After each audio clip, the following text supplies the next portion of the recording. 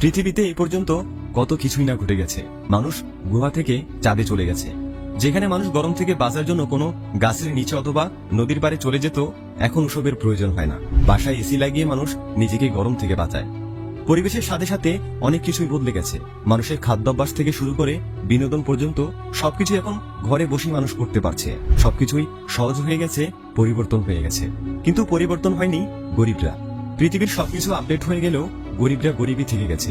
আর এর কারণ আপনি খুব সহজে বুঝতে পারবেন না। এর একটি গোপন সূত্র রয়েছে। যদি আপনি সেই সূত্রটি ধরতে পারেন তাহলে আপনিও দারিদ্রতা থেকে মুক্তি পেতে পারেন। হ্যাঁ, বলতে পারেন সেটা কিভাবে? তাহলে এটা বুঝতে হলে আপনাকে আগে জানতে হবে আসলে সেই সূত্রটি কি। আমরা গরিবরা সবাই একটা সূত্রের মধ্যে গাঁথা। আমি আপনি গরিবদের একটি ফাঁদে আটকে আছি। প্রথমটি হচ্ছে মিডল ক্লাস ট্র্যাপ অথবা মধ্যবিত্তের ফাঁদ। আপনি ততক্ষণ পর্যন্ত দারিদ্রতা থেকে বের হয়ে আসতে পারবেন না যতক্ষণ না পর্যন্ত আপনি এই ফাঁদ বা ট্র্যাপকে বুঝতে পারবেন। আপনি সারাদিন চাকরি করে মাস শেষে একটা বেতন নিয়ে ভাবছেন আপনি কাজ করছেন আপনার পরিবার কিংবা সন্তানদের ভবিষ্যতের জন্য। আসলে আপনি কাজ করছেন আপনার পরিবারের জন্য না। আপনি কাজ করছেন ধনীকে আরো ধনী বানানোর জন্য। এই ব্যাপারটা বুঝতে হলে আপনাকে ফিরে যেতে হবে 1200 থেকে 1300 শতাব্দী পর্যন্ত। এই সময়টাতে তখন ম্যানর প্রথা নামে একটি প্রথা চালু ছিল। সেই সময় পৃথিবীর বেশিরভাগ দেশ রাজা বাদশারা পরিচালনা করত। তারা তাদের প্রজাদেরকে 3টি ভাগে বিভক্ত করত। মধ্য শ্রেণী থেকে নিম্ন শ্রেণী যারা রয়েছে তাদের উপর চলত অনেক অত্যাচার। রাজারা নিজেদের ইচ্ছে মতো তাদের জমিকে কখনো বেশি উর্বর, কখনো মাঝারি, আবার কখনো খুবই কম উর্বর করে রাখত। আর সেটা অবশ্যই নিজেদের সুবিধার দিক বিবেচনা করেই করত। শুধু তাই নয়, তারা এলাকার চারপাশে খুব ঘন করে গাছ লাগাতো, যাতে করে কেউ এদেশ থেকে পণ্য নিয়ে অন্য দেশে বেশি দামে বিক্রি করতে না পারে। আবার আরেকটি ছিল দাস প্রথা। রাজ্যের নিচু শ্রেণীর মানুষদেরকে তারা নিজেদের মতো করে ব্যবহার করত, যার ফলে ওই সময় নিচু শ্রেণীর যারা ছিল তারা কখনোই ধনী হতে পারত না। হয়তো এই প্রথাগুলো এখন আর নেই, কিন্তু এমন কিছু সিস্টেম বর্তমানে চালু রয়েছে যে সিস্টেমগুলোর কারণে গরিবরা কখনোই ধনী হতে পারছে না। বর্তমানে একটি ফাঁদ হচ্ছে কিস্তি। ধনীদের হাতে তৈরি এটি এমন একটি সিস্টেম যেটা আপনাকে কখনোই ধনী হতে দিবে না। কিস্তির বোঝা টানতে টানতেই আপনার বছর পার হয়ে যাবে। সচ্ছলতার মুখ আপনি আর দেখতে পারবেন না। আমরা চাইলেও তাদের বিরুদ্ধে কিছু করতে পারি না, কারণ তাদের সিস্টেমটা এত সূক্ষ্মভাবে করা যে আপনি কোনোভাবেই বেড়াজাল ভাঙতে পারবেন না। কারণ তারা এমন কিছু ফাঁদ পেতে রেখেছে যে ফাঁদগুলোর কারণে আপনি সারা জীবন তাদের গোলামি করে যাবেন। দ্বিতীয়টি হলো ফাইন্যান্সিয়াল এডুকেশন না থাকা। ফাইন্যান্সিয়াল এডুকেশন না থাকে আমরা ছোটবেলা থেকেই পুর এডুকেশন সিস্টেমে আমাদের জীবন পরিচালনা করে আসছি। আমাদের বাবা মা থেকে শুরু করে টিচার, শিক্ষক, প্রত্যেকটা জায়গাতেই আমরা সঠিক ফাইন্যান্সিয়াল এডুকেশন না পেয়ে বরং গরিবী শিক্ষা ব্যবস্থায় জীবন পার করে দিচ্ছি। আমরা যদি ধনী হয়েও কোনো শিক্ষা প্রতিষ্ঠানে ভর্তি হই তাহলে এখান থেকে গরিব হয়ে আমাদেরকে বের হতে হয়। আপনি কখনোই দেখবেন না কোনো ধনী ব্যক্তির সন্তান লেখাপড়া করে চাকরির জন্য কিংবা লেখাপড়া করে কোনো চাকরির সন্ধান করতে। আমাদের আর ধনীদের মধ্যে পার্থক্যটা আসলে এখানেই। আমরা ছোট থেকে বড় হয়েছি এই শিক্ষা নিয়ে যে লেখাপড়া করে ভালো একটা চাকরি করব, আর যদি সেটা হয় কোনো সরকারি চাকরি তাহলে তো কোনো কথাই নেই। কিন্তু তাদের বাস্তবতা একদমই ভিন্ন। ধনীরা সবসময় তাদের সন্তানকে ব্যবসায় শিক্ষা দেয়। ডাক্তার, ইঞ্জিনিয়ার, উকিল, ব্যারিস্টার এগুলো হওয়া তাদের জীবনের মূল লক্ষ্য নয়। তাদের মূল লক্ষ্যই হচ্ছে বিজনেস করা। আপনি কখনোই দেখবেন না কোনো বিজনেসম্যানের সন্তান লেখাপড়া শেষ করে বিজনেস না করে কোনো চাকরি করছে। আর এই বিষয়টা খুব ভালোভাবে বোঝানোর জন্য একটি গল্প রয়েছে। দুজন বন্ধু লেখাপড়া শেষ করে তাদের লক্ষ্য উদ্দেশ্য পূরণের জন্য বেরিয়ে পড়ে। হঠাৎ একদিন তাদের দেখা হয় প্রায় 15 বছর পর একটা রেস্টুরেন্টে। তখন প্রথম বন্ধুটি দ্বিতীয় বন্ধুটিকে জিজ্ঞেস করে, কি রে, তোর কি খবর, কি করিস এখন? দ্বিতীয় বন্ধুটি উত্তর দেয়, এই যে এই রেস্টুরেন্টটা আমি চালাচ্ছি। প্রথম বন্ধুটি বলল, তুই এত নামি দামি একটা বিশ্ববিদ্যালয়ে পড়াশোনা করে তুই এই রেস্টুরেন্ট চালাচ্ছিস?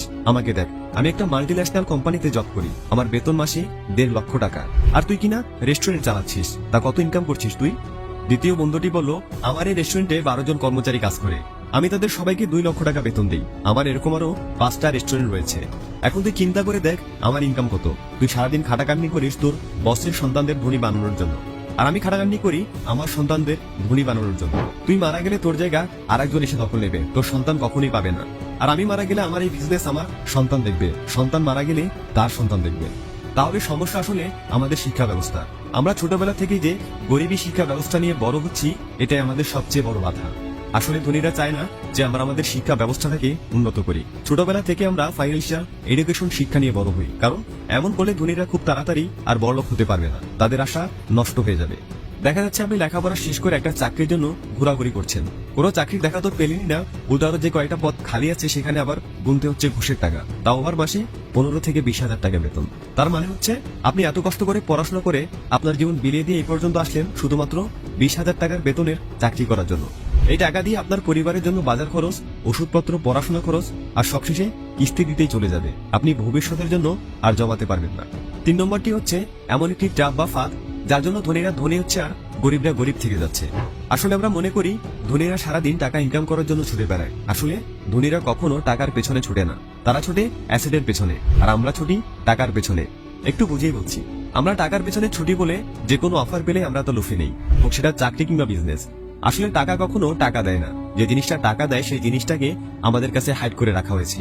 আর আমরা মনে করি টাকায় টাকা নেই, আসলে টাকা নেই অ্যাসেটে, টাকায় না। আর ধনীরা ছোটে অ্যাসেটের পিছনে। যেমন ধরুন আপনার বন্ধু ধনী, তার একটি কম্পিউটার রয়েছে যার মাধ্যমে সে বিজনেস রিলেটেড কাজগুলো করে থাকে।